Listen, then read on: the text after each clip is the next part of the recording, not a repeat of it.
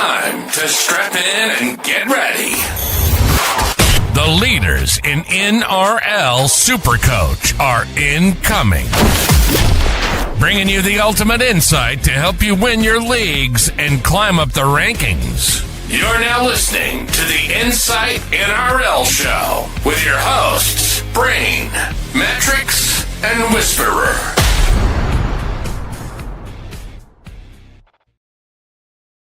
Yes, finally, the first TLT for 25. It's come and gone. Welcome to the very first live preview show for the Insight NRL Show. I'm your host, the SuperCoach Braino, and I'm joined as always by my co-host, the SuperCoach Mattrix and the SuperCoach Whisperer. Get in the chat. Let us know how you're feeling about how things have gone over the last 48 hours. But boys, over under, Josh, on the team changes, I'll set the line at about 78. What, today? Yeah. Mate, it's been head noise galore. Like I feel like whenever I get my team settled and I'm happy with it, Max Blatt just comes out and says, "Yeah, no, I want to play 80 on the edge and in the middle." And I'm like, "Oh, cool." So we're back to the drawing board. So 78 is obviously for the season comfortably over, and for today it's probably pushing it too. Matty, how about you, mate? You've just done a whole restructure of your team in the last 10 minutes since we've been waiting for this live. You know what? I have been the one guy staying strong, staying true. And then you got in my head, mate. And, look, I somehow went Corey Pags to Harry Grant somehow. So it was an easy trade. It was a straight swap. To be fair, I did not say get Harry Grant. I said try Brayley and have a bit of extra cash, but you're going, nah, I just want Harry Grant. So yeah, it's not even like he's gone from Brayley to Grant. It's just like from the cheapest to the most expensive. Yeah. Look, we know that Harry Grant's the best hooker. So yeah, I don't blame him for going to the best. But we've got plenty to talk about, boys. So we probably shouldn't sit around fluffing about too much. But guys, before we get into things, please hit subscribe, hit the like button as well. Helps us reach more people. And if you're listening to us on audio, hit that follow button, leave us a 5-star review.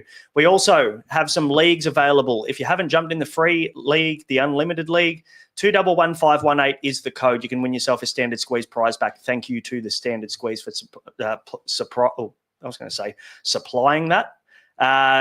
Guys, we've also got surprising it. We've also got the SuperCoach World Cup. We've got plenty happening in Insight Fantasy Sports. If you want to get involved in all 4 sports or you already play all 4 SuperCoach sports, we'll collate all of the leagues together, all of your rankings together, and you can call yourself the best SuperCoach player in the world. It's only $25 to enter.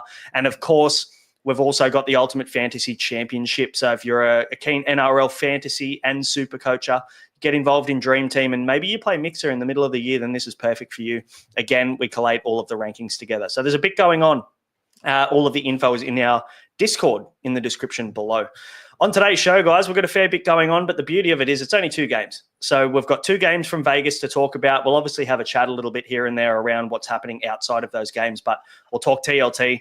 We'll talk this SuperCoach relevant ins, the outs, any injuries that have popped up. We're going to talk Captain's Corner as well. And let me give you a tip. There's one player that we'll probably talk about there, and that'll be it.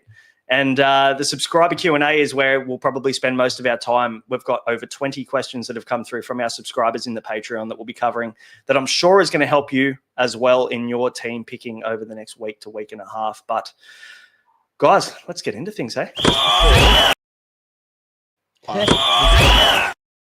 Jesus, you've thrown me off. Go. Sorry, I was gonna say if one of the questions that we answer today doesn't help you out, there's one way to get all your questions answered, which is the Patreon. Link in the description. $10 a month supports us, support you. Trying to get us some more money, mate, and you want to cut me off. I'm trying to give us a nice little plug. I'll tell you what, the battle of the half a second delay is the absolute killer when I'm pressing buttons like this. But anyway, let's move into the weekly preview, shall we? Guys, the weekly preview this week is brought to you by Game Day Squad, and Game Day Squad are the perfect crossover between card collecting and fantasy sports. You can play for free and you can win for free. Collect, trade, buy and sell cards, build yourself a squad and compete against your friends in the Game Day Squad community. Up to $100,000 in prizes. Sign up to Game Day Squad today and use the code IFSAUS to get yourself 3 9-player common packs to kickstart the obsession. Now, guys, before we jump into the 2 games, there's a James Tedesco Game Day Squad event, Matty, on. Josh and I might be there. We might show our faces. Matty, you're in Queensland, so you're going to miss out, unfortunately. But tell everybody what they're going to get. Oh, I mean, they're going to get to meet the main event is obviously meeting you guys. So basically, surely. So basically what they get to do there, they get to have a tinny, they get to meet you guys. I believe dinner's put on. They're going to be giving away lots of game day squad prizes. And we all know that that can be worth real money. I know I've got a little Cam Munster diamond I'm hoping to sell for a little greenback at the moment. So yeah, so you can get some free stuff. You can meet you guys. You can meet Tedesco. There's going to be lots of like a little bit of a Q&A. It's all at Combank Stadium. So it sounds like a ripper event. If it wasn't about 18 hours drive, I would be there as well. Yeah, and it's a free event too, which is cool. Sounds like you're not committed to the cause. Like, if I'm going to be honest, if I'm giving some constructive feedback, it just seems like you're not ready for the grind. My boss, older Ian, wouldn't be too happy with me driving down there. So we'll have to put a call into Ian. You know the little permission slip when the Super Bowl's on or when the grand final's on, and they do those on social media. We'll do one up for you, mate. Don't worry. I'll send it through to Ian. Yeah. Send it to Ian. He'll sort you out. But guys, we'll talk footy. We've got 2 games, with 2 Vegas games on. Titans have the bye this week, so obviously the beauty of the Titans are that they lock out last. So they're going to provide us a bit of flexibility if our VC goes off. So we might be talking about Titans players a little bit later next week, I guess, when the preview comes up. On that quickly, like let's say you VC clear or someone and he absolutely pops. Are you more inclined to then run a Tino or an AJ? Yeah, absolutely. I am. I think it just provides you that, and it's good because obviously when you've got a player on a buy, they lock out last. So you've got that flexibility. You can't even play a later VC if you wanted to with the buy players this year. So and there's so many good options from the Titans. A lot of people would be picking them if they didn't have that round 1 buy. So it gives you a bit of a bailout strategy really to get on Tino early, or even Brimson, even Jaden Campbell maybe if you're going that way as well. Both for Mur. Yeah. Have we got the pronunciation of Bo Fermor's name right yet? I don't know. It's a year now. Firma, Fermor? I don't know. Whatever. Big Bo. Now, obviously, we've got 4 teams coming up in Vegas. We've got the Raiders and the Warriors in the first game on Sunday. We've got the Panthers and the Sharks. These 4 teams are going to lock out. So we're going to be focusing a lot of the chat that we have tonight around these 2 games and these 4 teams worth of players to get locked into your squads.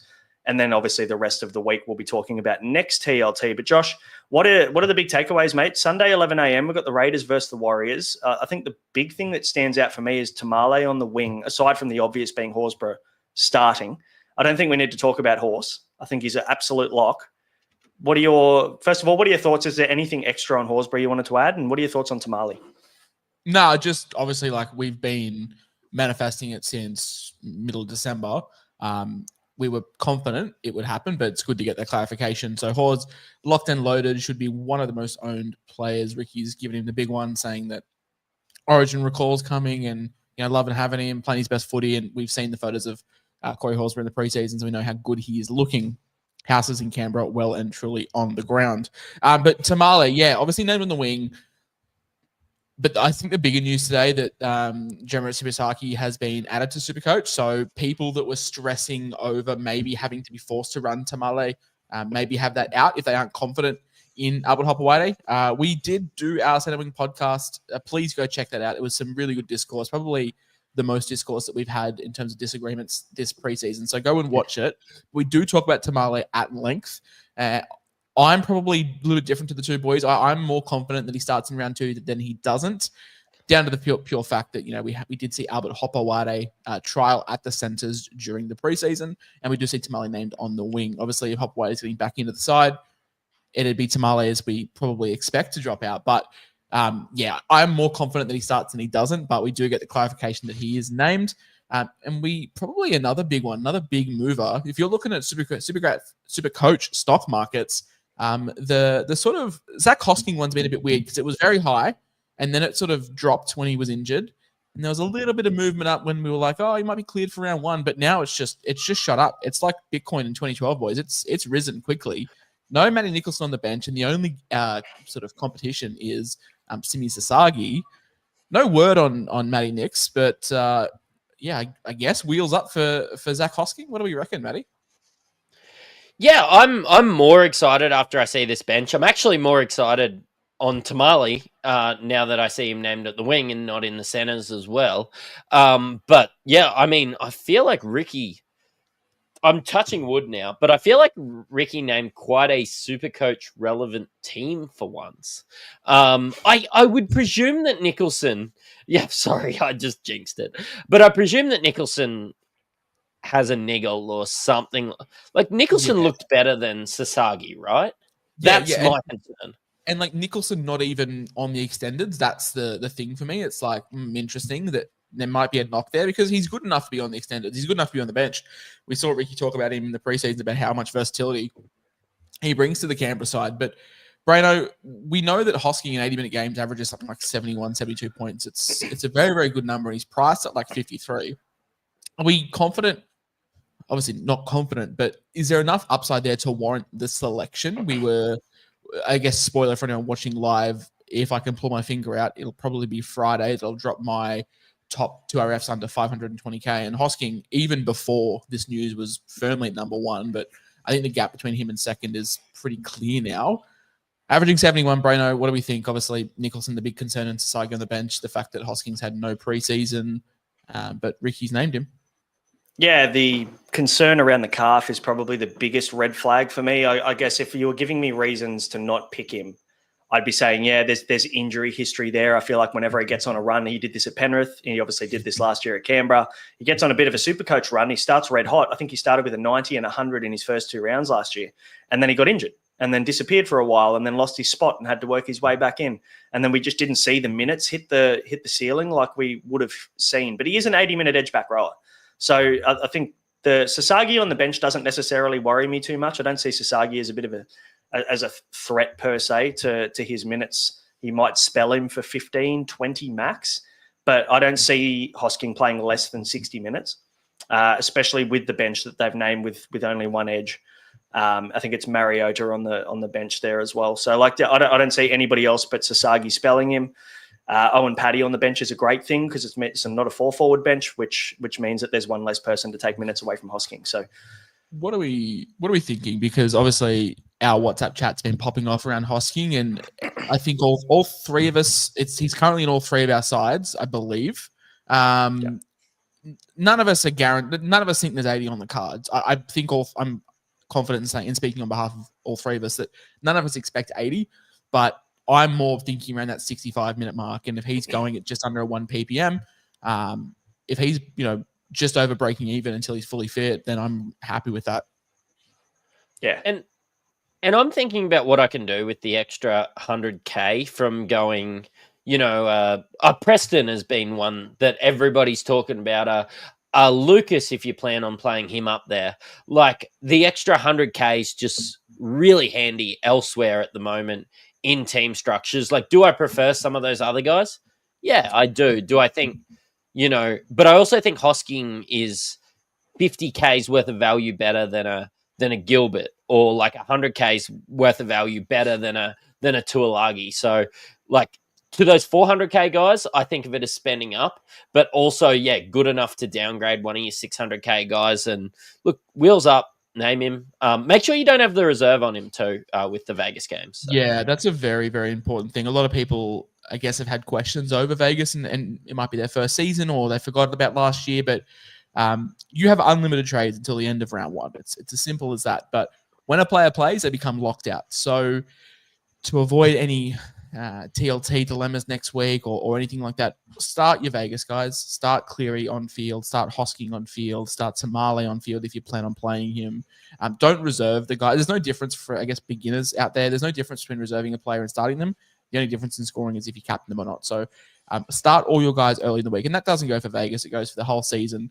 You guys are playing a Thursday. You guys are playing a Friday. You guys play the early Saturday games. Always start them over the guys playing later in the week, because if anything happens, they get a late withdrawal or anything, you've got a little bit more flexibility to pull them out. Yeah, for sure. You don't want to get caught with an AE in week 1. Not a place where you want to get stuck. Yeah, look, I'm very keen on Hosking. Definitely a watch to see if we get any news around how that rotation is going to look. But I guess there's probably a really good soundbite to summarize a Ricky Stewart player. No question about it. I am ready to get hurt again. Absolutely. Horsburgh, we're saying he's a lock. You just never know with Ricky Stewart. You just never know. So, guys, what do we think about Owen Paddy as a hooker too? Basement price, probably the only basement price hooker option. People are asking, What are your thoughts, Matty, first? I'm not keen. I just think that 15 to 20 minutes off the bench is a big flag of AE nightmare, and you won't be able to VC Luke pretty much all season. Yeah, I do think that. I do think if you're going double cheap hooker, you're going to want to get off it after a little bit, and flex kind of allows that if you don't have faith in Sandon Smith. I think Sandon Smith is fine, maybe as a hooker one. But I do think maybe, not that I think the job security is really there, but maybe you'd just be better off with a Pakes or somebody like that for an extra 30K. Like, surely if you go on double cheap hooker, you're not that desperate for the 30K. Let me read you out Tom Starling's minutes playing 14 before he took the start at the end of the year. I know where this 24, 21, 28, 22, 18, 38, 13, 40, 25, 31, 30, 41. Hang on. Like, I've got it. Brother, what's that? Sorry. That's fine. I've got no confidence in Paddy Paddy's a stud. He's obviously a great NRL player, but I've got no confidence he's playing more than 25 minutes a week on average. And for a child to expect to be put up 1 ppm, I don't think that's just possible. So, what's the best we're going to get out of him? 17 to 20 points? I'd rather just take Pakes for 40 minutes and hope that he fucking jags an attacking settle too. Yeah, so Pakes for 40 minutes for 17 points, or Owen Paddy for 20 minutes and 17 points is basically your choice at the moment. It's pretty grim, Matty. Pakes scores have been pretty ordinary. Yeah, no, they're not great, but and this is the question that people ask me as well. It's do I take Dimitric or Goss? And it's Dimitric's the better player, but I always take role over player in Supercoach. I'll always take the 80-minute guy because no matter how shit they are, there's more time for them on the field to do something. And even the worst players become Supercoach options. That's why Mattrix is pumping up Jesse Arthurs. And that's why I'm pumping up Kelma Tuolangi. I'll say it. Yeah. Ordinary player, good role. Yeah, I'm taking role over talent, especially so early on, especially that Paddy's never played an NRL game. So for me, it's just a void. Yeah, good shout. Not much else to talk about for the Raiders at this point, but we'll move to the Waz. RTS, named on a wing as we expected. What are your thoughts on RTS to start? I mean, he's been a guy that's been in and out of my team, and he's at that awkward mid-500s price point.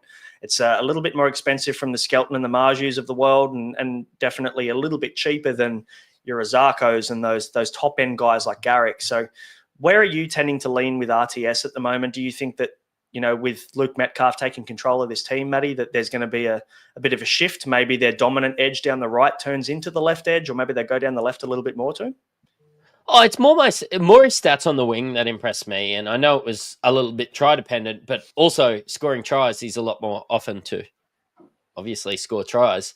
But look, his stats at centre were disappointing, but I see his price kind of as worst-case scenario. So, if he's 550K in 6 weeks, yeah, it's going to be annoying. But has it really hurt you? Probably not. I believe New Zealand will get a little bit better. I'm not sure they're back to a top 8 side.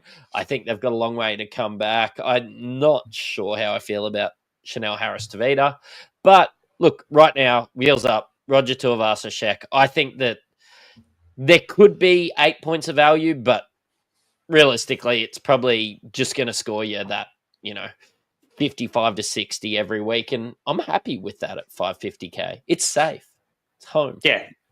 What's on the tin, Josh? We've talked a fair bit about that this season. Are you going to get your 57 to 59 from RTS at 550K? So we expect an increase in attacking output. Scored 5 tries last year, played 3 games on the wing and scored 3 of his 5 tries on the wing. So we expect the attacking output to be there. I think he's not a guy that's going to get way out of hand for us. If he does really well, he might go up to 580. And I'll pay 580 if I have security on how the Warriors are going to look in attack. And I'll pay 580 to have a guy that I think is a potential keeper after round 3. If I know that he's running for 200 meters a game, he's getting 5 or 6 tackle busts, and the attack is swinging both sides. For me, though, if I want to take a punt on a Warriors center wing, there's a man that's about 40K cheaper on what we consider the strong side that is about 30% less owned, and we can touch on him. I think there's a question on him at the back end of the episode today, so we'll touch on that. But look, if you start with RTS, if you join the Patreon, link in the description, $10 a month, support us, support you, and you send us your team, and it has RTS in it, all three of us are not going to be like, get him out. Like, we're all fans. He's been in our teams at some point over the preseason, but for me, it's like, I'm going to go a little bit cheaper in a guy like Skelton, or a little bit cheaper in a guy like Dewey, or more expensive in a guy like Lucas or Garrick, and definitely not Zack Lomax. Yep, on board with that. There's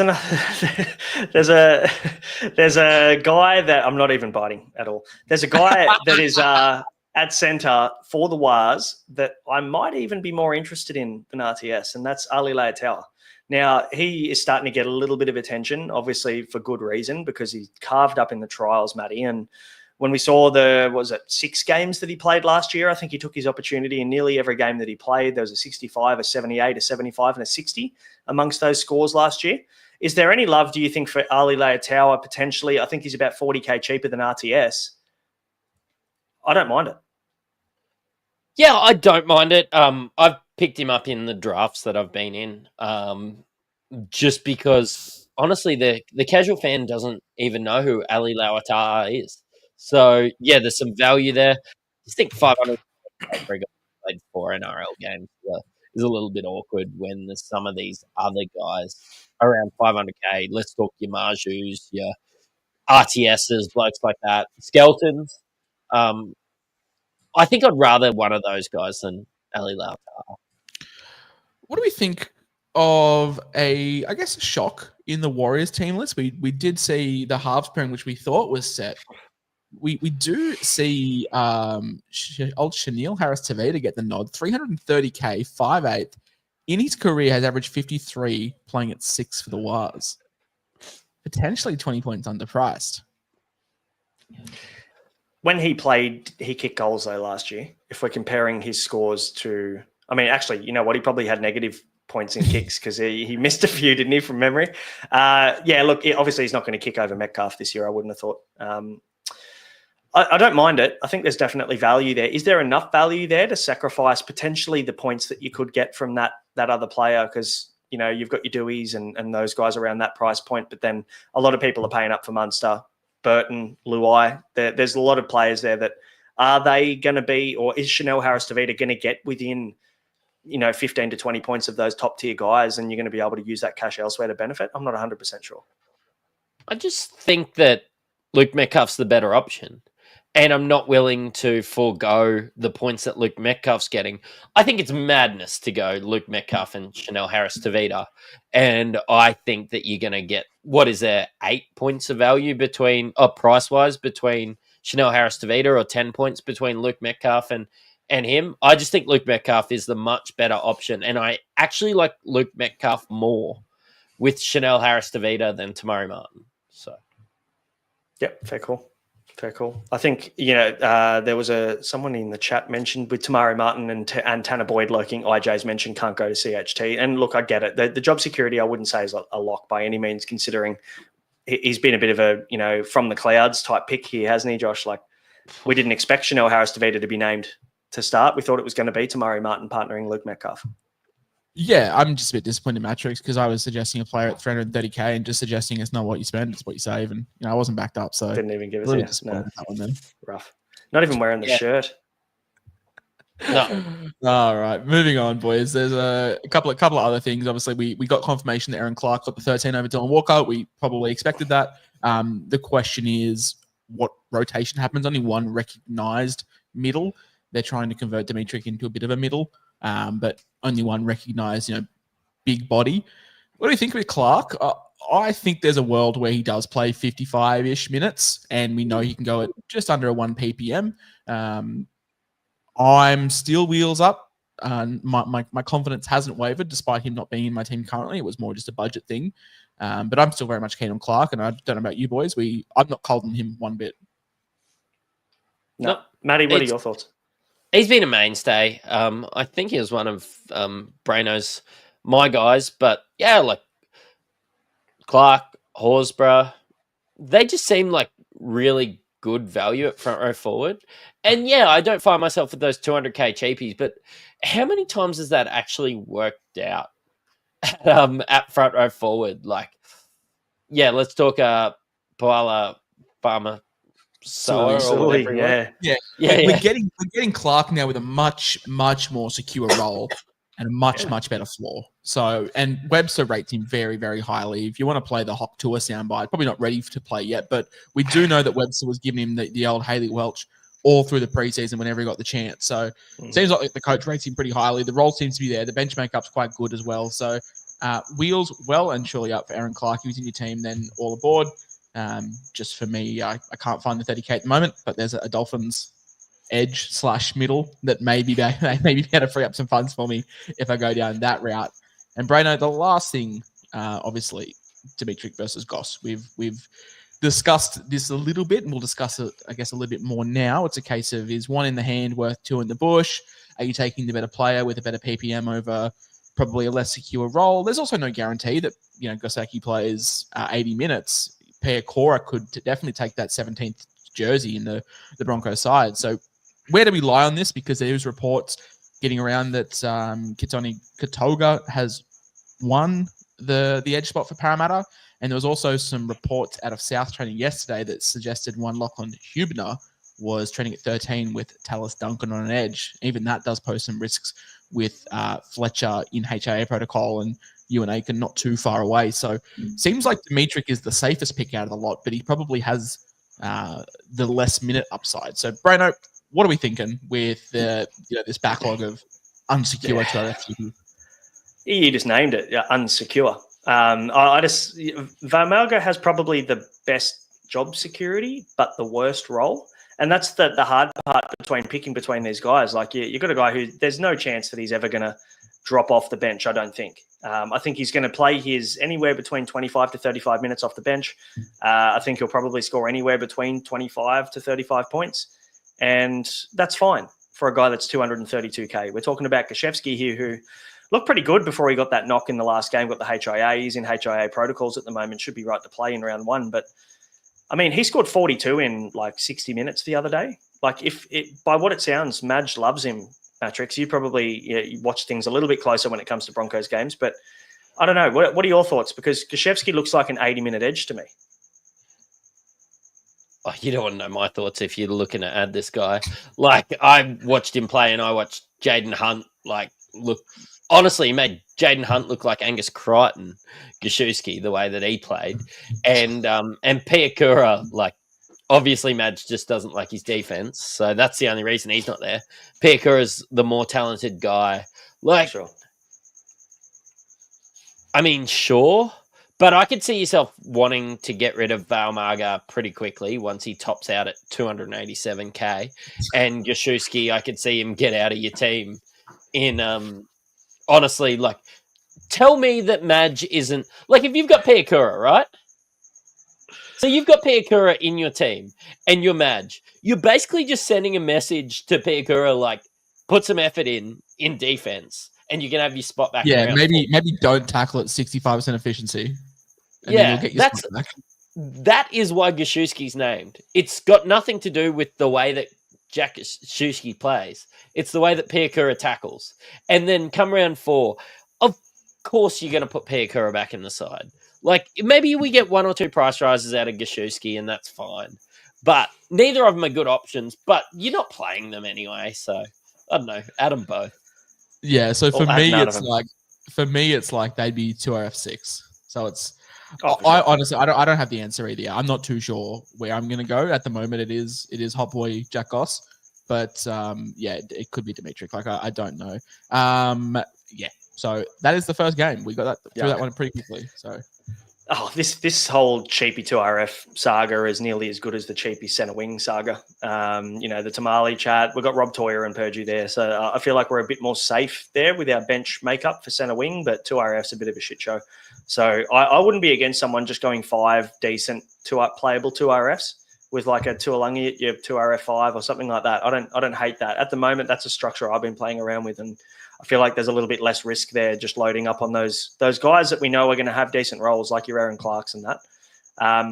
We didn't talk about Hubner, however you say it. Very quickly, are we worried that Duncan obviously gets the majority of the minutes off the bench and Hubner's just a guy to kind of take the sting out of the game early? How do we see this rotation looking, Josh? Well, I don't know. Like, basically, team was named last week with Tallis at 13 with Fletcher on an edge. And then obviously, Fletcher's currently in HA protocols. All we're going off is, one bit of training. Like, I've got no intel. I'm not going to claim I know anything. I'm just going off what other people are saying at South training. So for me, there's a lot of question marks. UNA can back in a month. For me, if Katoga has won this spot at Parramatta, I've got much more confidence in him that, I'll take that there. But yeah, Hubden's definitely a guy to watch. Captain the Capras at like 20 years of age. Wayne brought him down from the Dolphins. So obviously they rate him highly. It's just for me, this could be a case of like starting for 2 weeks and then back to the bench. So I would probably rather just gamble on Katoga or just take the safe points in Vermaga, because I think Vermaga could average like 40 points based off this bench makeup. Yeah, fair enough. I mean, Wayne Mulligan's throwing some absolute shade at Mattrix tonight. I'm here for it. So keep that coming in the chat. I'm enjoying it. I can cop it. I've got broad shoulders. Teflon coat Mattrix over here in the middle. Let's talk Sunday, 3:30 p.m, the second game. We've got the Panthers and the Sharks. Now, obviously, the talk of the town here, there's a couple of things. IPAP benched. So 28% of people are going to have to probably bail on their 2RF at 585K, boys. Mattrix, is it abort IPAP season? Yeah, I haven't had him. Haven't been keen, but yeah, look, I get it. But it's a good, like, to go somewhere from 580K is nice. Like, there's some good places to go. Like, if you're sitting here and Max Plath comes out here and says that you want to play 80 minutes and you're trying to abort from Tom Gilbert, that's a lot fucking harder than than aborting from 580K. But yeah, don't own IPAP. Like, don't be that guy. Sounds like you were talking from experience then about having to abort off Tom Gilbert, mate. Josh, what are your thoughts, mate, on IPAP? Wasn't in my projected 17 back in December, and I was crucified for it. Sorry, like not starting, was crucified for it. But I think the writing was on the wall when he wasn't named, like in that second trial, and everyone was like, "Oh no, you just get minutes under his belt." I don't know. I just didn't think they would, break up Sorensen and Martin straight away. For me, it's an abort mission, of course, obviously. So I'm not keen at all. Casey McLean, though, wins the wing spot. Jesse on the extended bench. We see Luke Garner named at the centres, so we would imagine when Brian To'o comes back, it's probably a case of Alamotti back to the centres, and you imagine To'o on the wing. I mean, I'm surprised that they've gone with Garner at centre. Do you think there's a chance, realistically, that Jesse McLean could end up starting on that wing, Alamotti to centre, Garner to the bench? Yeah, I reckon there's a real chance of that happening too. Before I think so too. Yeah, it's weird with McLean. Like, that's the thing. Like, we said this in the center wing preview when we were discussing both of them. It was always going to be the case. You're always taking. I think it's an educated risk that Casey does hang on long term. Like, I think if you're paying $440, like, you're more confident now. But there's no slam dunk. Like, there's no guarantee, which is what we want round one. Like, we want to know, like, hey, these guys are pretty much locked and loaded. I don't want to be having to trade them out next week. I think if I was on Casey before Teamless Tuesday, I'm not moving off him. But I'm not moved to go out and buy him. Like, if I had question marks over his role pre-TLT, like, nothing's really cleared up for me. I think he does hold, but I'm not filled with 100% confidence. Yeah, I feel okay about Casey McLean. If you got him, just run with it. I think he's going to be good enough. Yeah, he's not a guy that, like, I haven't really looked at him all preseason. It's not like I'm now, like, looking at Zack hosking out of nowhere. Yeah. I'm not really looking at McLean. If he was your guy heading up to it, then there's nothing to say that he's not your guy now.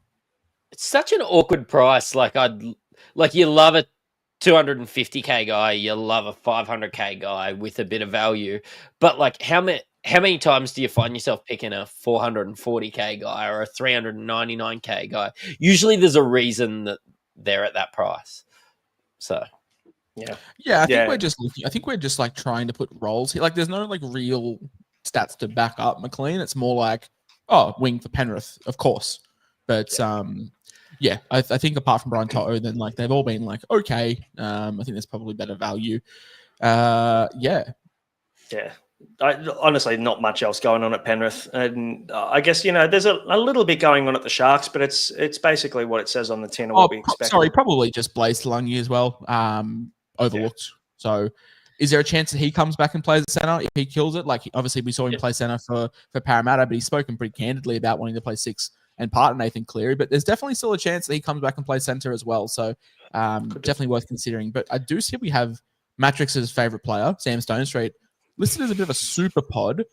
I'm not sure I can get behind that. I think the stats backed up when he played last year that he scored in every single one of his games that he played. And unless he's Ken Irvine reincarnated, I don't think he's scoring a try every single game. So for me, it's letting this one go through to the keeper. But I know Matty has a soft spot for Sam Stonestreet, so I'll give him the floor. Look, I'm not saying he's not Ken Irvine. Have you ever seen Ken Irvine and Sam Stonestreet in the same room together? That's what I want to know. It's true. I haven't actually. So, yeah. Look, you never know. I don't know. I just think like opportunity knocks and Sam Stonestreet. But yeah, when you have a look at his 510k, that's awkward as shit. Get Casey McLean instead. But look, yes, Stonestreet. I like any winger from the Sharks. So yeah, wheels up for draft for a late pick, I reckon. Oh, draft, slam it down. But yeah, no, not for classic.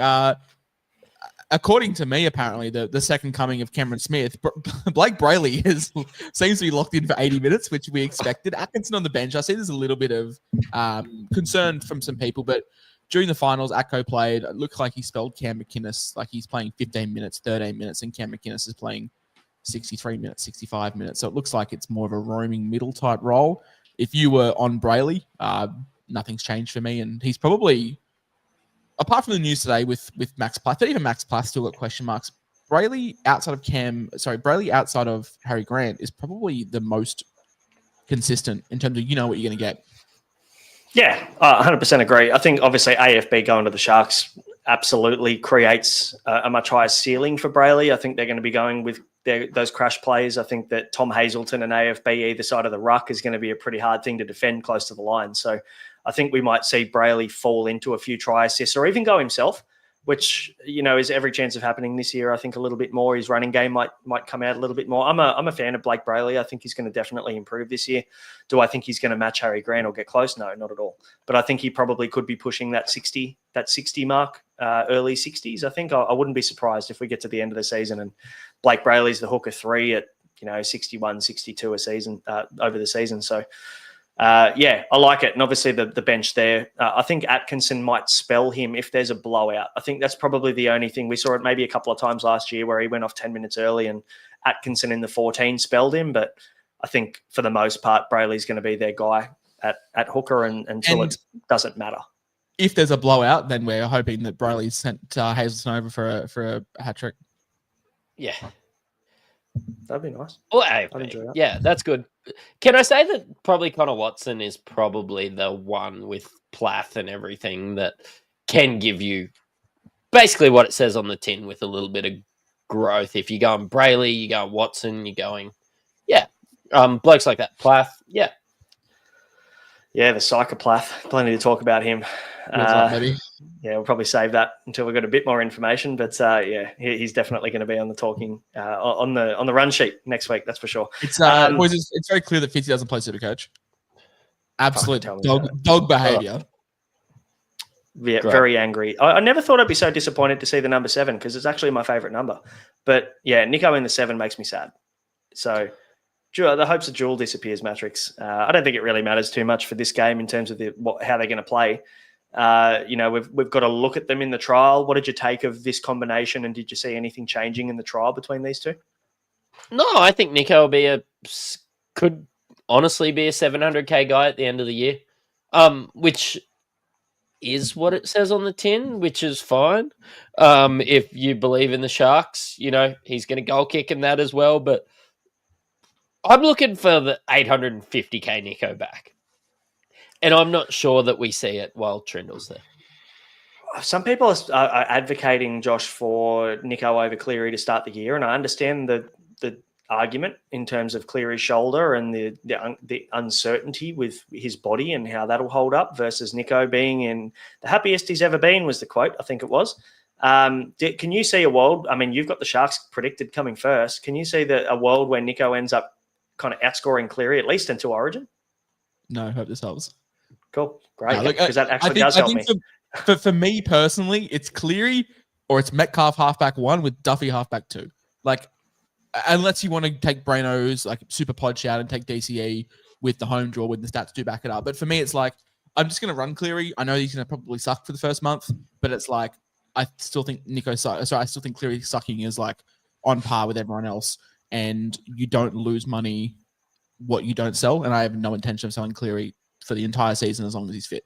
He could, lose a leg, and if he's named, I'm still running with him. Like it's pretty much as simple as that for halfback for me. I think when we did our halfback tier list, someone put a comment saying it's like the easiest position to pick, and I agree. Like you've got a bottom dollar goal kicking halfback for a semi-attacking team, and arguably one of the greatest players that we've ever seen. It's pretty as simple as that for me. I understand if you want to go different, I'm not against it, but for me, it's like Cleary, and if Cleary somehow is not playing round 1, then I just move Metcalf up and run Dylan Brown and Cam Munster as my 5/8 for the season. I was going to say, find someone that looks at you the way Josh looks at Nathan Cleary, and you've got Mary Fowler. So yeah, I was going to say Mary Fowler has to enter this equation somewhere. Yeah. So nice, 100%. But like, do you always agree? Like, I don't think I'm like speaking any profound insight here when it comes to halfback. Nah. I think I'm thinking the room a little bit without Cleary, to be honest. Yeah, I think so too. Like Nico instead of Cleary, like I just can't see it. Like I just don't think that there's 8 points. Like unless you think that the Panthers are going to drop right off or something like that. Like Cleary's underpriced from the way that he's scored over the last 5 years. Like just load up 810K.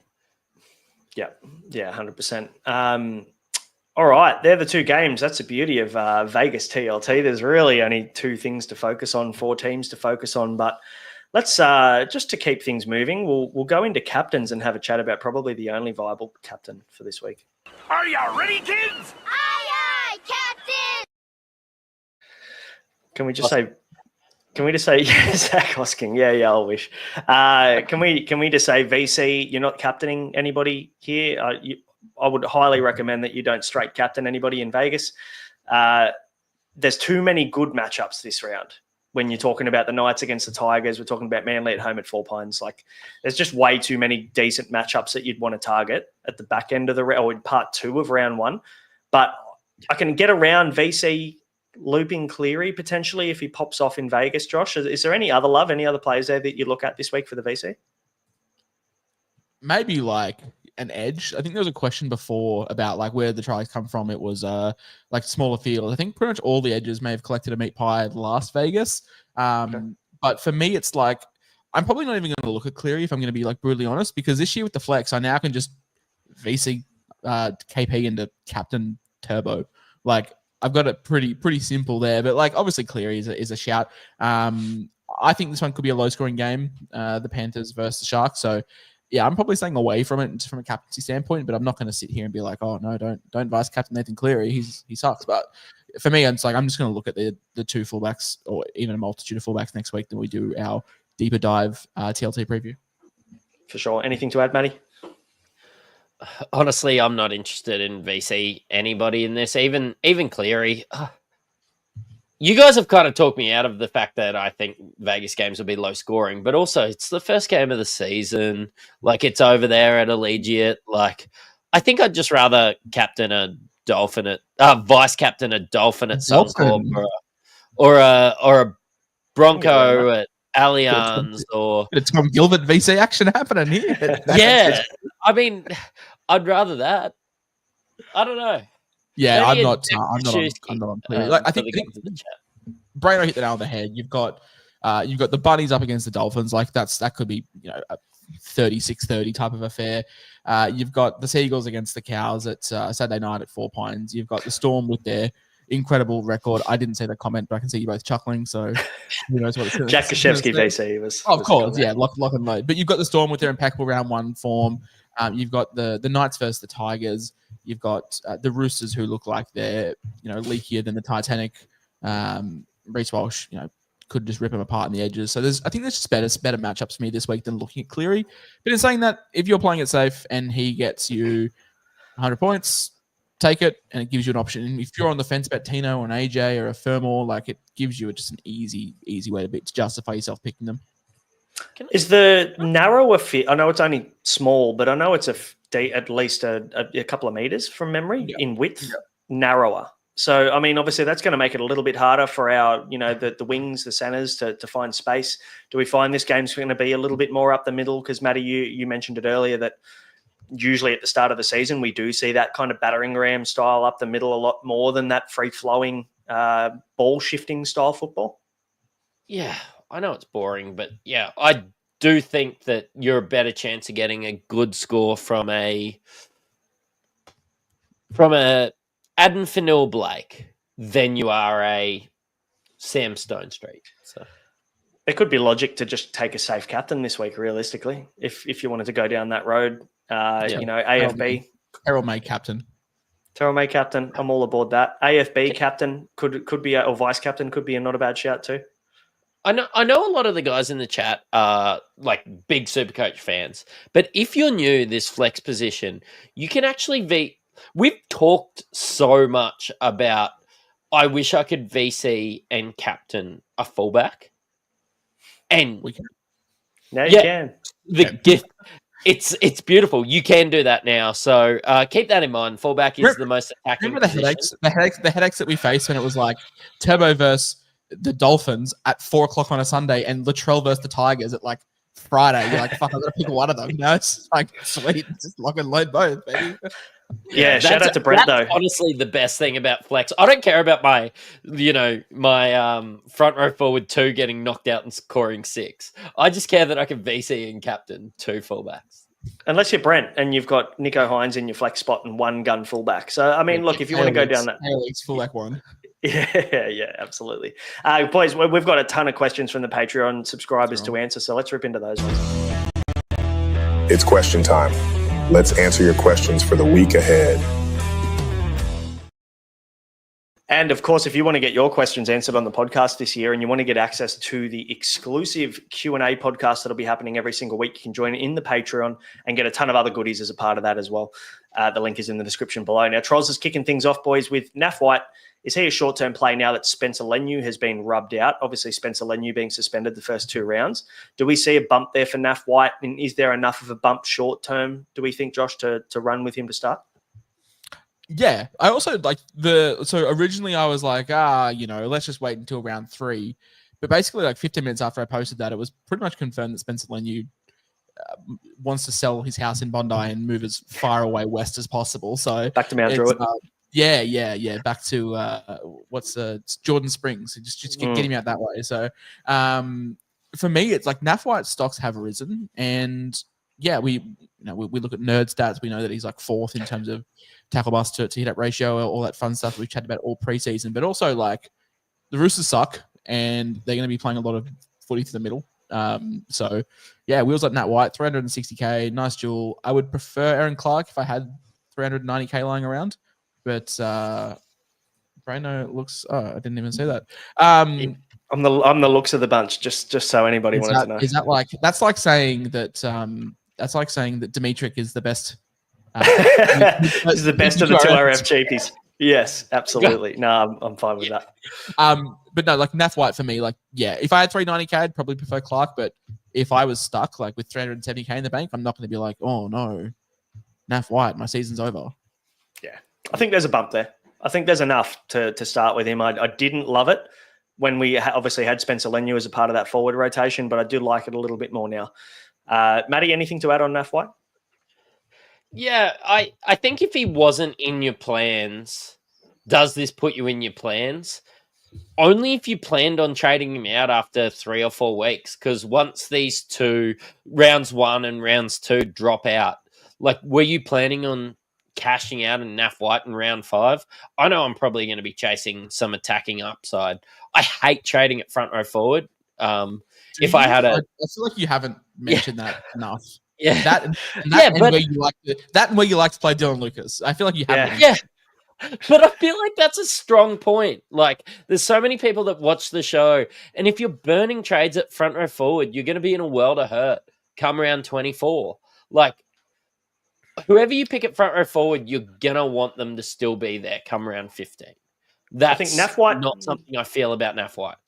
Naf White is my front row forward 2. I am concerned. Naf White is my front row forward 3.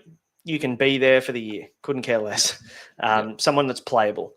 Jacob, the next one, bit of a draft question for us. Draft decision. I have Aaron Clark at front row forward 2. Obviously, the season hasn't started yet, and he's got Josh Curran sitting there on waivers. Josh Curran not playing in round 1 either. He's been suspended for round 1. So does he stash Josh Curran, I guess is the question. Now, maybe this question came through before the Curran suspension came through. Does he stash Josh Curran as a better player? For me, it's Aaron Clark. I'm pretty comfortable running him at front row forward 2 all year. Not only does Aaron Clark have the duel, Curran played really, really well last year in the middle and averaged 56. Like, I think Clark can average 52, 53. I think the duel's worth a couple of points in draft, especially. So, I'm more keen just to hold Aaron Clark. But also, like, I'm not too sure how your league's set up, Jacob, but like some leagues have priority drafts, priority waivers. So if you don't make a claim before round 1, like you could be nearly at the top of your waiver claim next week. If we get like a gun cheapie all of a sudden or someone that just pops stuff that we didn't expect, you're going to have priority over your league mates that may have drafted poorly and picked up a couple of waiver claims before round 1. What do you mean if there's a cheapie that pops up? There always is. Remember Zack Laybut last year? Everyone absolutely fucking wanted him so desperately. Can we not remind me? No, I like reminding you about this. No, I picked him up in draft, to be fair. So I felt your pain, not so much in Classic. But yeah, bad. But anyway, everyone jumped for Zack Laybut round 3, and unfortunately that didn't work out, Mattrix. Yeah. Can I say that I think that he should pick up Josh Curran? Yeah, that's fine. Of course. Yeah, it's okay to be wrong. Yeah, get Josh Curran. Honestly, like Aaron Clark, there's so many question marks. Oh, and Josh Curran off a fucking tiny bench 50 minutes. Yeah, it'll be fine. Yeah. So get Josh Curran. Josh Curran will outscore Aaron Clark. I think we agree on that, but it's a case of like by like 2 points, which is not worth a duel for me, or the waiver priority. As Hammer from the NBL show would say, you're entitled to your wrong opinion, Mattrix. So, second solution coming up next. What position would you favour guns over cheapies? I have a bit of cash and I could spend big in 2RF or in centre wing. I think it's pretty fair to say that centre wing is the high upside, high ceiling position that I probably would. It's hard to say because at the moment there's 3 obvious cheapies or maybe even 4 obvious cheapies at centre wing. And we just talked about 2RF cheapies being an absolute shambles. So for me, I'd probably rather just spend up in 2RF for certainty and then take the centre wing cheapies. How would you play it, Matty? Yeah, I think the centre wing cheapies are better. But when it comes to guns, I also think there's a lot of 500k centre wings with high upside. So I think playing it safe early on in the year, like if you're trying to win $2,000 for winning the week, then yeah, by all means, get those centre wing guns in. But I think, I do think that maybe you should spend up at second row forward, and there's going to be plenty of 550k centre wings that are just fine. So pay up in second row, but just make sure you've got enough money to get these 500k guys, and don't have anyone sub probably 480k in your top 4 centre wings. Josh, I have a feeling you may disagree. Yeah, like nothing strong. I don't know. I just think like the top end center wings have a very similar floor as the top end 2RFs, but have a much greater ceiling. Like we looked at Ruben Garrick's stats over on the center wing podcast, and we saw like just how sort of consistent over 50 he was, and we know that he can go like 150 on his day. And I just think that that's better than taking a guy like a Eli Katoa or Angus Crichton. We said this in the 2RF podcast, Braino. I think it was just you and I that day. The top end 2RFs have so many question marks over them this year. Like Angus Crichton with, reserve grade halves. Fafita was pulled to the bench like in the trial and doesn't play round 1. Like Eli Katoa has the buy in round 2. Like all these top end guys potentially. Yeah, of course. Like all these top end 2RFs that just like have so many question marks. Whereas like all 3 of us have stonkers on for, Seyfarth, Kelma Tuolagi, Zack Hosking, Talis Duncan, Tom Gilbert, like all these guys that could probably average like low 60s that are priced at like 45. Whereas your center wings, I think they're just more reliable. It feels weird to say that because it's a trend that's shifting. So for me, I would rather just spend up at center wing. Fair enough. Cool. It's as Hammer, Lorenzo, Hope this helps. We both said the opposite. As Hammer on the NBL set pod says, it's okay to have a wrong opinion. It is. You're entitled to it. You guys.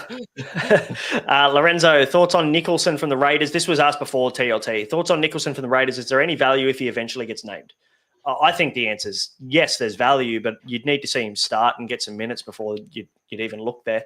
I'd be shifting my focus to one of the other 1 million mid-range 2RFs, to be honest. And if it's 200K, then yes, but 355K, I'm not interested not being named.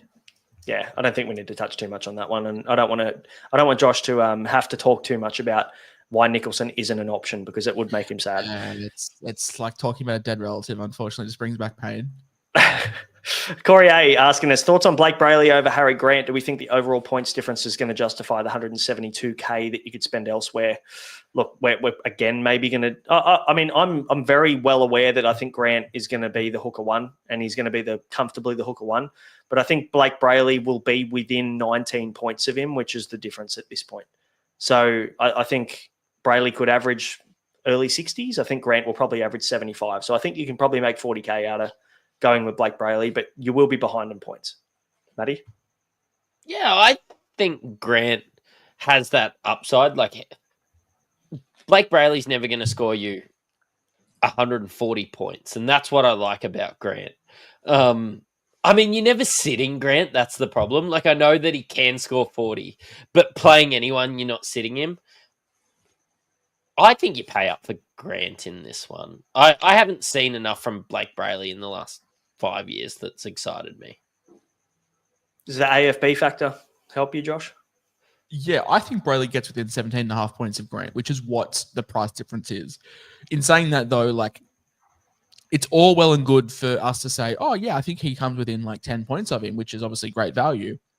But then you have to nail the other selection. Like, what do you do with the 172K? Because if you sprunk it on a shitter, then it's like, fuck, I just should have gone Grant. You know, like, what's a common situation that I'm facing? I think it's like Grant and like Marzu versus like Brayley and, I don't know, Tino or something like that, right?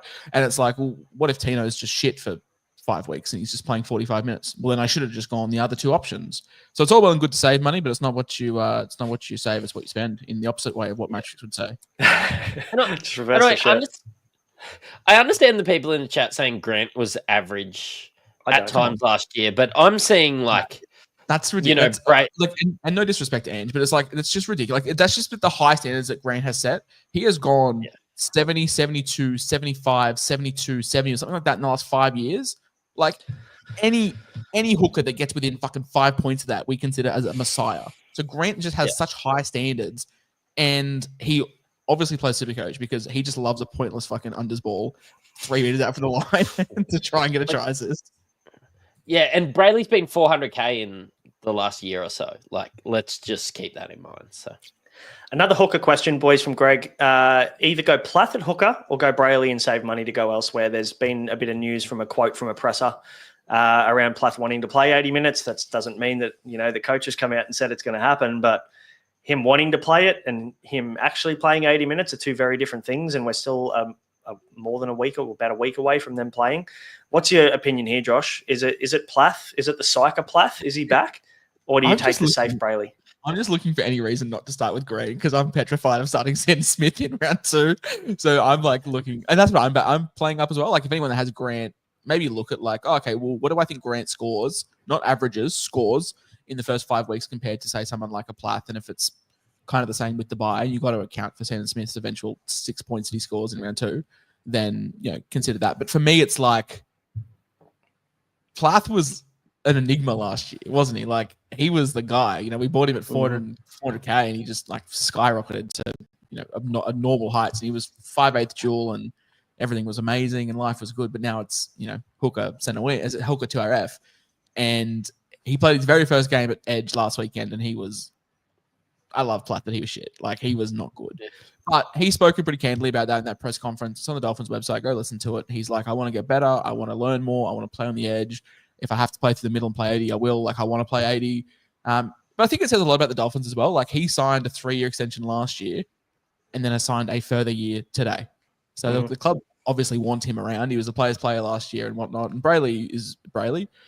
There's nothing to back up Brayley. We're just hoping that we get that Wade Egan boost from AFB.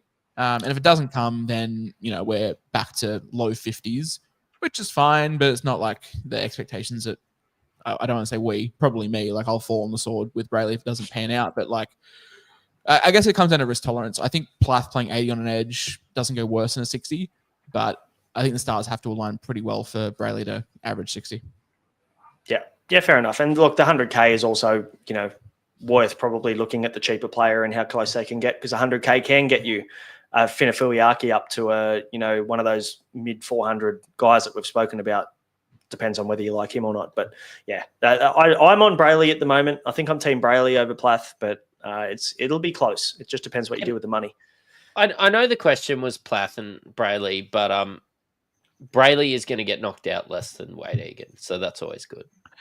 Are we like, on this hooker thing? Are we like? And I know that he leaves a sour taste in all of our mouths, but are we like just overlooking like Reid Marnie? Like he's also probably the next most consistent hooker that we're looking at. I know it sends shivers down your spine, Brain, but like I feel like all of us are just falling into this narrative of being like, oh well, it's Grant and it's Brayley and that's it. But I think Reid Marnie does have a case as well. If I bring Marnie in, I'll let you know when I bring Marnie in, because that'll be the time to jump off. Simple.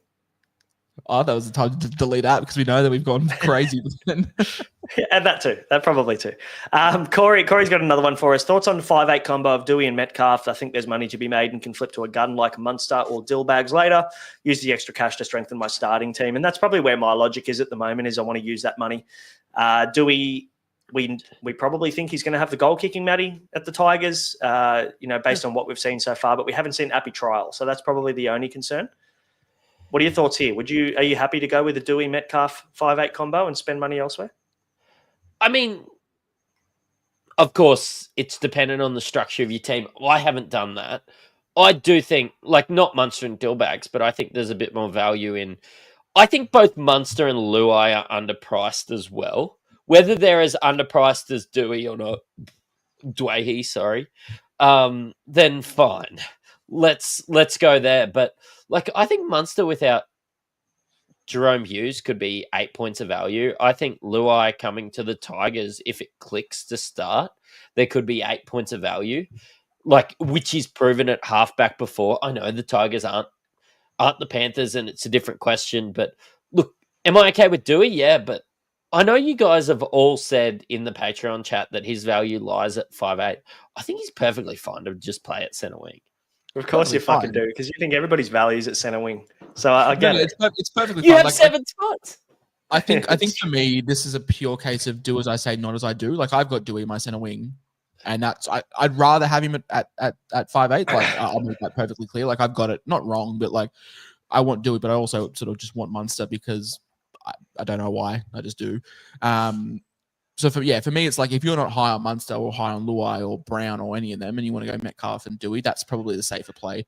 And then having another centre wing there. But for me, it's like, I just got him at centre wing because he's there, but I'd rather him at 5'8" if I had the choice. If I had 3 5'8" spots, Dewey would be at 5'8".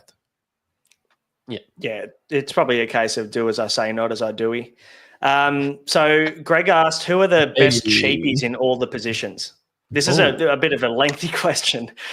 We need to rapid fire this one, otherwise we could be here for another hour and a half. Well, I'm what's very cheapie? Up 300K.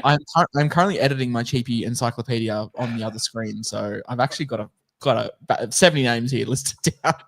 All right. Well, maybe you're a good place to start, mate. Hooker cheapie has to be Sandon Smith, as bad as he was through the trials. I think it's just the easiest position to just go, follow the crowd. 55% owned. He's the most owned player in the game. Don't overthink it. If everyone gets it wrong, you're still not worse off. If you anti-pot him and he fucking becomes super good, you kind of miss out a little bit. So I think maybe him at hooker. Yeah, so for me, like, make sure you follow me, please. I'm like really close to like some milestones, so please follow me. But I'll drop this in like the next day or two. It's 10 players per position. I've highlighted them in green for like, I think they're a guaranteed starter. Yellow for, orange for like, they could start, but probably on the bench. Yellow for on the bench, and red for like, they're a prospect. But for me, I've got 3 green lights: Sandon Smith, Pete Memezels, and Koi Pakes. Like, they're the 3 that will start in round 1 at hooker. They're the 3 to probably target. But front row forward, boys, front row forward, Matty, this one gets desperate. I've got Shakai Mitchell as like the best front row forward cheapie, and that just tells you like how poor the position is. That's fine. Yeah, Maybe it is. Ponga. Yeah, but like if I give you names, it's Shakai Mitchell, Royce Hunt, Wiramu Greg, like maybe Pacifica Tonga, Takora, Palahu. Like none of these guys have guarantee. So like front row forward's cooked. Yep. Yuck. 2RF. What do we got? I think, Goss or it's hard to name Tomatualagi and Katoga, but I think Katoga's probably better than Goss. Yeah, and then you got guys like Dimitri, Lachlan Hubner, Ryan Couchman, like Halasimi as probably bench guys. And then you've got, the guys like Blake Steepen and Ethan Roberts who might get a bench spot at the Chooks, but apart from that, it's a bunch of prospects. Halfback, there's two. Duffy. It's Duffy and Sandon Smith, and that's it. 5'8", there's absolutely none. I'm not even including a 5'8" page in my profiling. There's only 8 available under 300K on the SuperCoach app, and I've heard of maybe one of them. Center wings, that's where I've got 1, 2, 3, 4, 5, 6 names, and there's a potential for 9. So for me, boys, it's Toya, it's Purdue, it's Tamale, it's Shibasaki, it's Stafford Toa, it's Jake Tungor. They're the guys under 300K that'll probably start round 1, and then you can chuck in guys like Sione Finau or Tony Francis as well. Yep. Anyone else that he's missed, Matty? No, nobody's missed. But if I had to rank them, I'm high on Purdue. So how could I forget Alan Fitzgibbon, boys? He's slipped my mind. And then for fullbacks, we're probably going to have Heath Mason starting round 1, but not an option for long-term security. And obviously the main man himself, Isaiah Iongi. And then you've got guys like Liam Ison, Joash Papali'i, Chevy Stewart, guys probably to monitor, but they're probably an injury away from starting. But yeah, it's center wing and 2RF really where the cheapies are this year.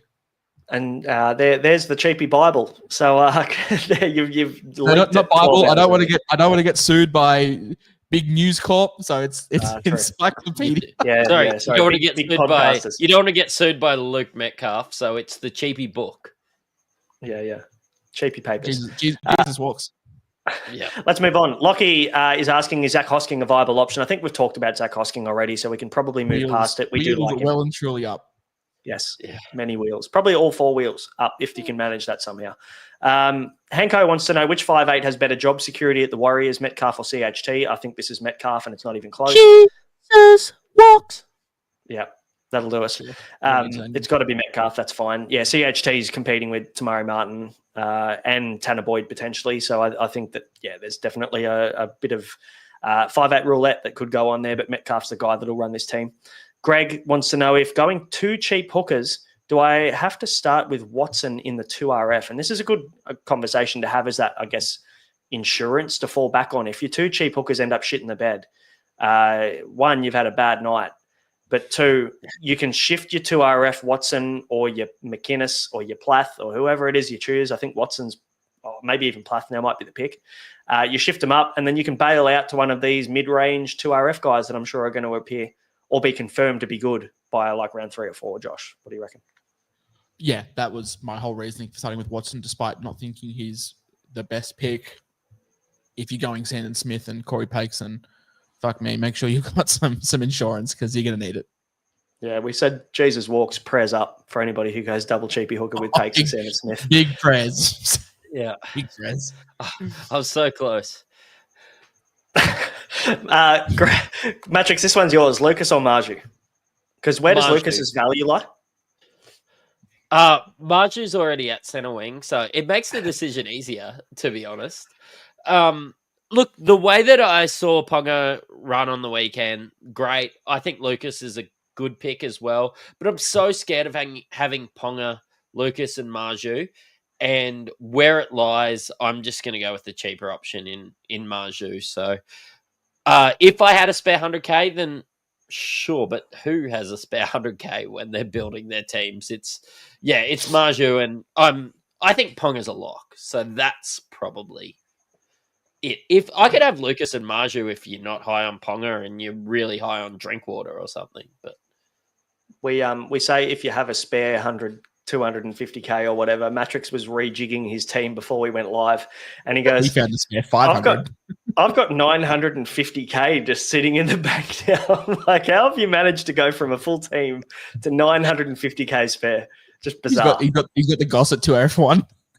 He spent about 2 million at front row forward, mind you, across 4 players. That's Yeah, he probably just why. got Tino, Haas, Carrigan, and Mage lock and load. Well, to be fair, Mattrix's mantra was, "I'm not spending trade, so why not just get the 4 best options?"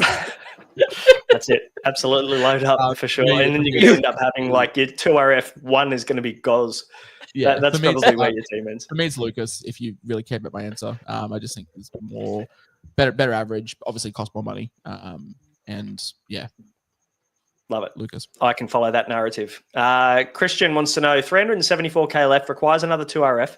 Who should I choose out of Finafuiaki, White, Hetherington, Wong, or Gashevsky? Oh, God. Yuck. Yeah. Hetherington. Try and find yourself 40K and get Talis Duncan, but out of all those, Hetherington. Can't even get to Aaron Clark at 391. No. Like, can you not find a 17K? Because I'd prefer Aaron Clark out of all of them. Man. No, just find 19K somewhere. 17K. Yeah, my pick's Just White. go Lucas Tamaju. Go from Takura. then Go you've from got Takura to Pacifica Tonga. Just do that. My pick's Naf White out of this group due to the duel. And I think that's probably where it ends. Like, I think that they may be all very similar. Yeah, that's fair. I think I'm just going Hetherington because he's starting. He's 330. Yep, fair enough. So that didn't help at all. Thanks, Christian. Chase, playing the flex differently, going for a boom or bust center wing. We know Chase likes to play things differently. He's a bit of a Brent light. Wants to go boom or bust center wing pod. If Saab is named, can he be that man? High highs, low lows, but with an obvious person to fall during flex. Is it viable to have Saab as your flex? We don't know. And any creator that's like, no, that's terrible, they don't know because this is the first year that we're doing it. We're all obviously on the fullback train because historically it's been the best position. But like, no one that does a podcast for a semi-living can tell you that's wrong because there's no precedent to back it up on. So if you're confident with the other 17 guys, like, fuck, absolutely, like, take a flyer. My first reaction to flex was, fuck, I can play Saab and Josh Adokar at flex and just see what happens. Look, yeah, and I don't hate it. It's just like now that I get there and I'm like, well, let's play some fullbacks, but I don't hate it. And I think that you could win a week doing this logic. Also, like, I think in this age of content creators and fucking spreadsheets, and we lose sight of what SuperCoach is.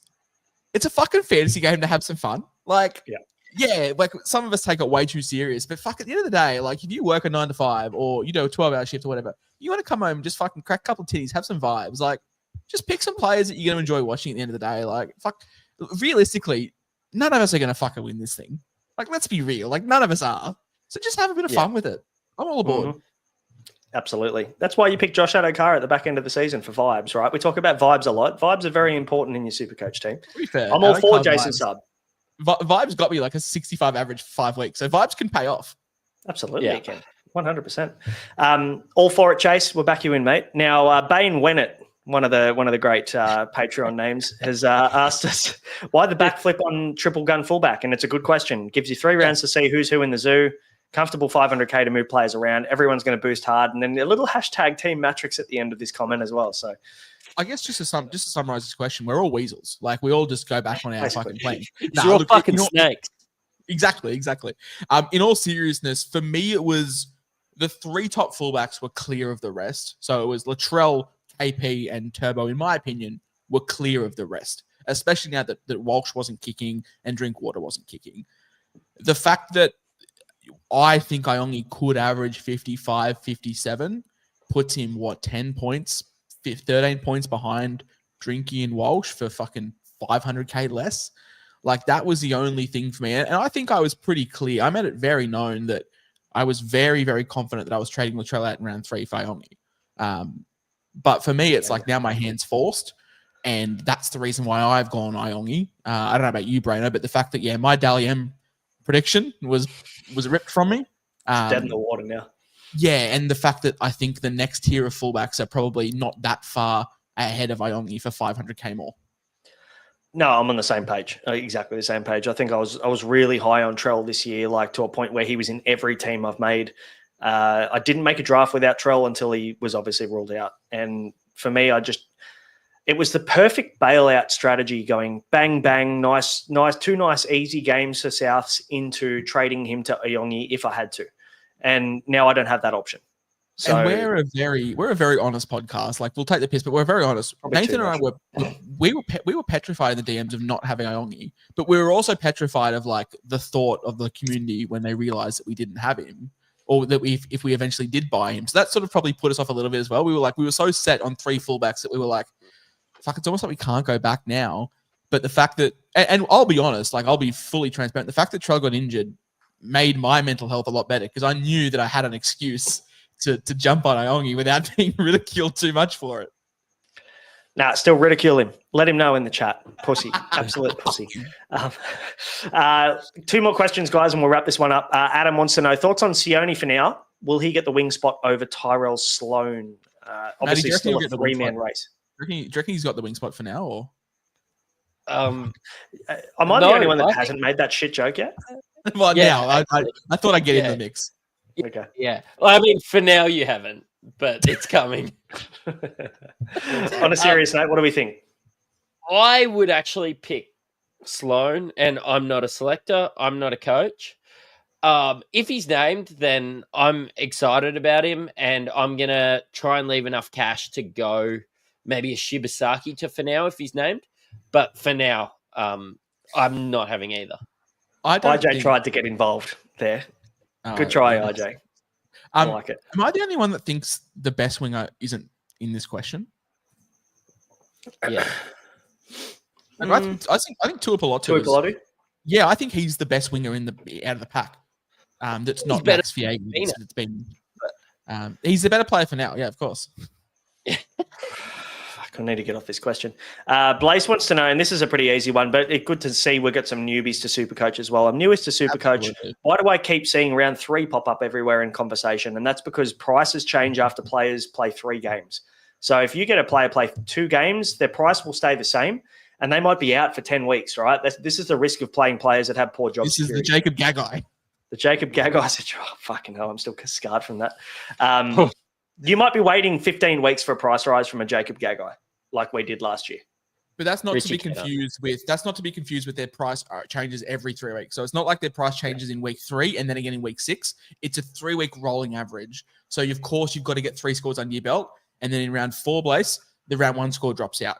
And then in round 5, the round 2 score drops out, and so forth. It's just a continual 3-week rolling cycle. I hope that answers the question. And it's a very, very valid question because, yeah, I don't know about you boys. My following has obviously increased massively this preseason, and that's an influx of new players. I'm sure you guys are the same. So every year we get new players. Every year the number of players goes up. And we were all in that situation. Like, I started playing back in 2014, and no one was explaining this stuff to us. So no questions ever is too stupid to ask. Please feel free to jump in our DMs, and we'll answer the best we can. And Blaze in the chat. 100%. So thanks for watching, mate. Really appreciate it. Hopefully that answered your question. If it didn't, let us know. But hopefully we answered that the best we could. Yeah, for sure. Definitely ask us in the Patreon as well, mate. That's what the WhatsApp's for. So jump in there and tag us if you have any questions throughout the season. Josh, this one's for you, mate. Vegas bets. Now, you've got some exciting stuff coming. We know that. Yes. There may be a partnership coming in the future. We'll announce that when the time comes. But do you want to give a teaser, or maybe at least a little bit of direction on where this is going? The collaboration or the podcast? Which one?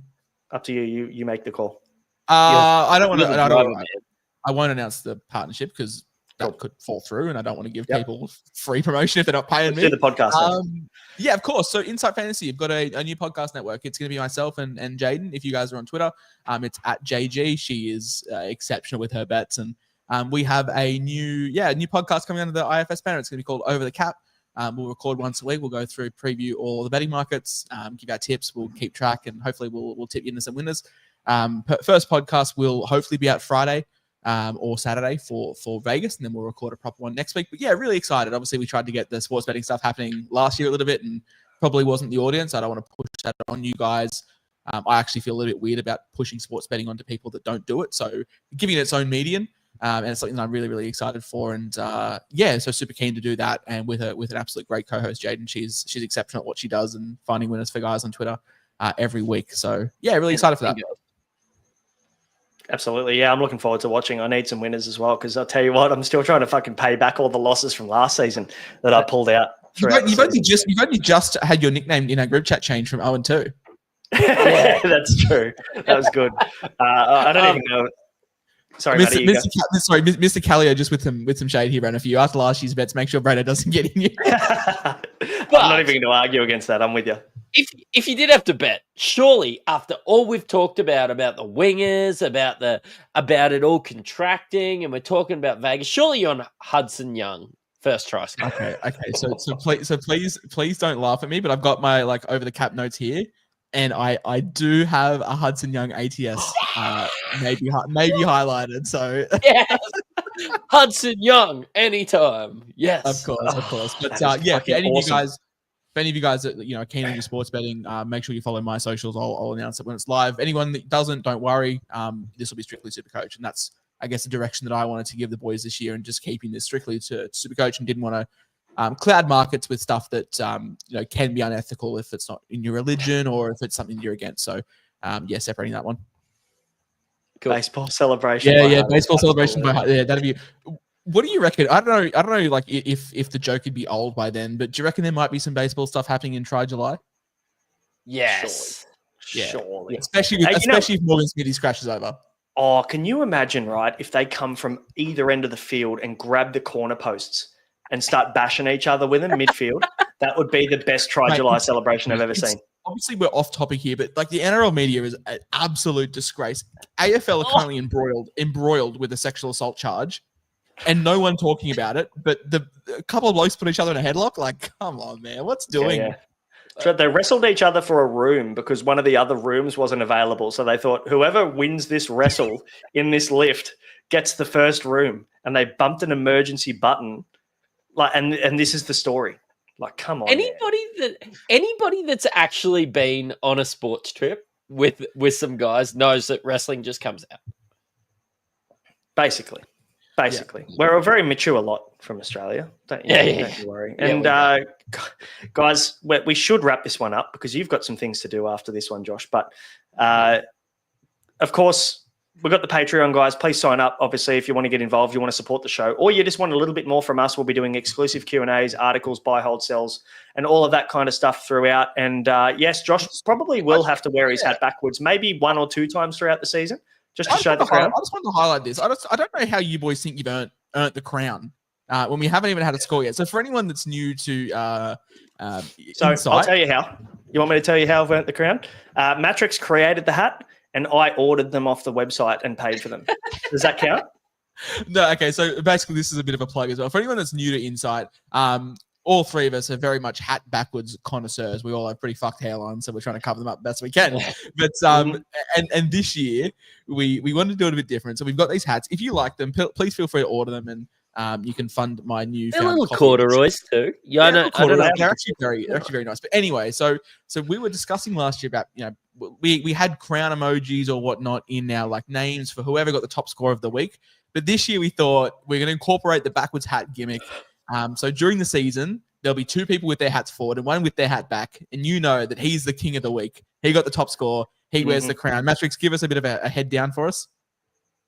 Yeah, look at that. See, the crown's right there. But if you guys are hat forward connoisseurs, you can jump over to our Insight store and get yourself a little Insight hat with the crown here and the Insight logo on the back as well. So they're for everyone. I say this, and I don't really even ask the boys to pay me that often, but I would buy one of these hats. These are really nice corduroy hats. They're cock. They're actually the best thing I've done since I've joined Insight. Josh has been copping strays all episode as well. Yeah, IJ's coming after you. It's bullshit. Before, everyone was saying how attractive you were, how good your beard was. Mattrix had the glow. Nothing about me. This is fucking bullshit. I was hoping for a reaction. Fuck, you've given it to me. That was awesome. That was one of the best parts of the episode. And you know what? We're gonna leave this episode. We'll leave it with you with a tribute to Hudson Young. Oh, you gotta give him that hawk too and spit on that thing. You get me? Thanks for watching, guys. Good luck for Vegas. Keep an eye out for the new Over the Cap episode, and we'll see you soon. Catch you later.